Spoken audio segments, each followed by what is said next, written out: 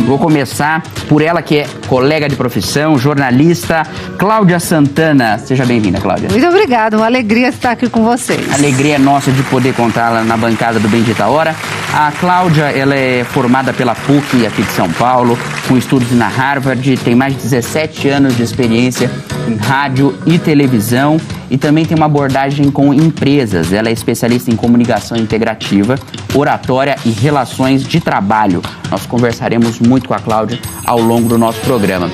Eu acho que um link necessário para se fazer quando a gente fala sobre questões de mental, de saúde mental, é o trabalho, né? E a nossa próxima notícia tem a ver com trabalhos. Vamos colocar a próxima notícia para discutir um pouco mais sobre ela.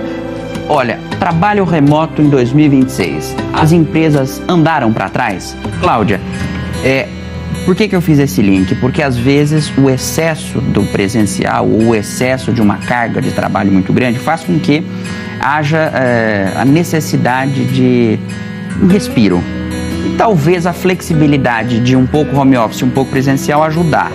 Mas nesse caso, como que você tem observado o trabalho remoto para 2026? Olha, Hugo, o que aconteceu com o trabalho, na pandemia, todo mundo foi trabalhar online.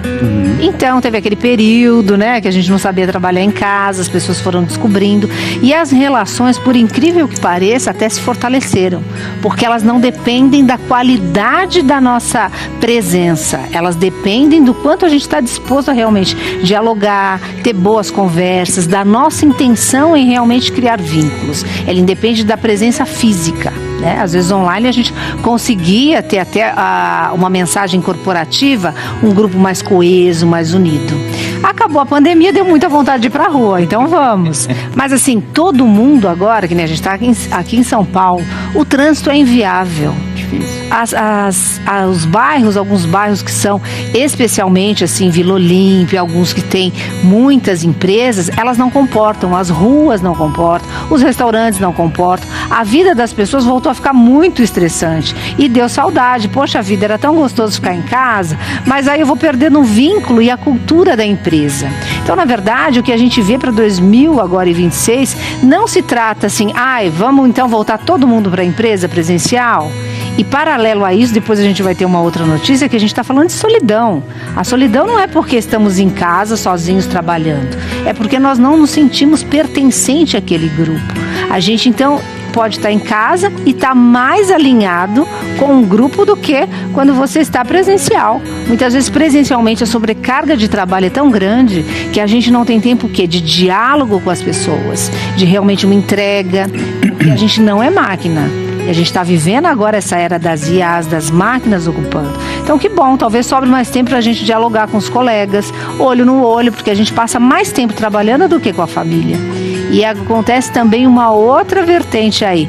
As pessoas por si estão se fechando cada vez mais. Eu queria, você é jornalista também, a nossa profissão ela é bem desgastante quando a gente fala de hard news. A minha realidade, ou a realidade da Rede Vida, é um pouco diferente daquilo que a gente acompanha nos veículos que tem notícias a todo instante. Eu queria que você relatasse um pouco de como é esse dia a dia extenuante que faz com que essa realidade que você citou, de ter muita gente, mas estar sozinho, porque você precisa entregar resultado. Exato, você tem que acaba fazendo com que no fim do dia a coisa seja difícil. E a pessoa se sinta solitária, ela se sente sem apoio, muitas vezes com um chefe que não tem nem tempo ele de dialogar, porque ele chega na redação, já se fecha ali no pequeno grupo, ele tem que sair para a rua, tem que pesquisar pauta, tem que apurar. Às vezes ele conta com o apoio da equipe, mas se lembra antigamente, a gente ia para a rua, tinha o motorista, tinha o produtor, tinha o pauteiro, o produtor 2, o editor, alguém para segurar o cabo, alguém até para, Hoje em dia, e já tem muito tempo, tem muitos repórteres que são cinegrafistas. Sim.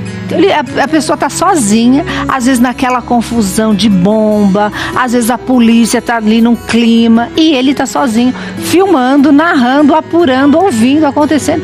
E ele chega com aquele material, tem que editar, tem que entregar, ainda tem que ter saúde mental. É complicado. Ele se sente sozinho. Vocês imaginam E a gente tem outro tema muito importante que eu quero tratar aqui no programa. Coloca na tela, por favor, que é o perigo silencioso. 40% dos trabalhadores se sentem sozinhos no trabalho em 2025. Tem um grande amigo, que é o Dr. Roberto Chiniachi, que já foi entrevistado no Frente a Frente. Ele é uma pessoa que fala muito sobre solidão. Inclusive, ele tem preparado um livro para esse ano e escreveu um relacionado a isso no ano passado.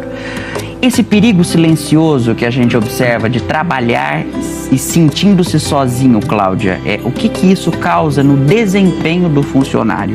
Pois é, hoje parecia que solidão era um tema assim, de ordem pessoal. Eu me sinto sozinha, não tenho relacionamento, estava na esfera privada. Agora está atrapalhando o rendimento, a criatividade, o desempenho se tornou um problema de ordem pública.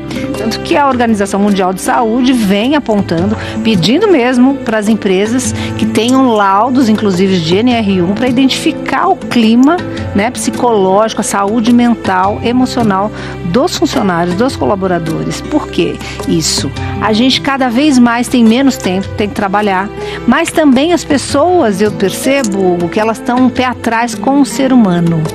Ai, ser humano dá trabalho, me relacionar dá trabalho. Ai, eu prefiro... Gente, nada contra os pets, hein? Por favor. Pet é maravilhoso, sobre uma parte emocional, mas nunca vai substituir o ser humano. Porque a gente precisa do outro até para se ver, para se espelhar. A gente também tem pesquisas, o que eu acho interessantíssimas, com bebês e com idosos. Que você dá tudo o que precisa para o idoso, comida, alimentação, etc., segurança, e não dá o contato físico, mesmo com crianças. Essas pessoas chegam a morrer. O ser humano precisa de outra pessoa. Nós somos seres sociáveis, né? Exato. E a gente vê essa política até pelos embates, que as pessoas fogem desses atritos, justamente por conta das redes sociais, que são esferas mesmo, não de diálogo, mas de disputas, de ataques, às vezes covardes. Esse negócio da questão política pode afugentar você de conversar com o outro no trabalho, e isso... A gente viu isso nas últimas eleições e acho que a gente vai ver de novo. Então tem que tomar tem que tomar muito cuidado. Eu lembro que na primeira eleição, que o Brasil já estava politizado, assim, polarizado, eu mesma falei, eu não aguento isso, porque o meu melhor amigo, eu não podia ir na academia que eu brigava, sabe? Em casa você já começa a querer evitar. Eu falei, pera, eu sou uma pessoa de diálogo, eu gosto das pessoas, o que está acontecendo? Então a gente precisa sair um pouco de nós, perceber, lógico, essa manipulação política e identificar. A gente tem que olhar, eu aprendi um exercício que eu fui para uma escola de filosofia que foi fundamental, a aprender a olhar para o que nos une, não o que nos separa. Você imagina assim, você é homem, você é isso, você é aquilo, você gosta de azul, eu gosto de vermelho, eu gosto de massa, você gosta de arroz, tudo nos separa praticamente, mas algo nos une. Então a gente tem que olhar para aquilo. Primeiro, que nós todos somos seres humanos. Exato. Segundo, numa empresa, nós estamos aqui por um motivo, nós queremos fazer dar certo. Então, cada vez mais, gente, se a gente está numa família, a gente também tem que preservar a nossa união. Não vamos olhar para fora pelo que separa, vamos olhar para o que nos une. E é um exercício que funciona. É tão difícil a gente conseguir olhar para aquilo que nos une, porque, de fato, só o que interessa hoje em dia é o meu. Bom, o que eu penso é bom, o que você pensa é ruim. Exatamente. Isso tem criado um clima de desespero nas pessoas, fazendo com que elas se afugentem cada vez mais.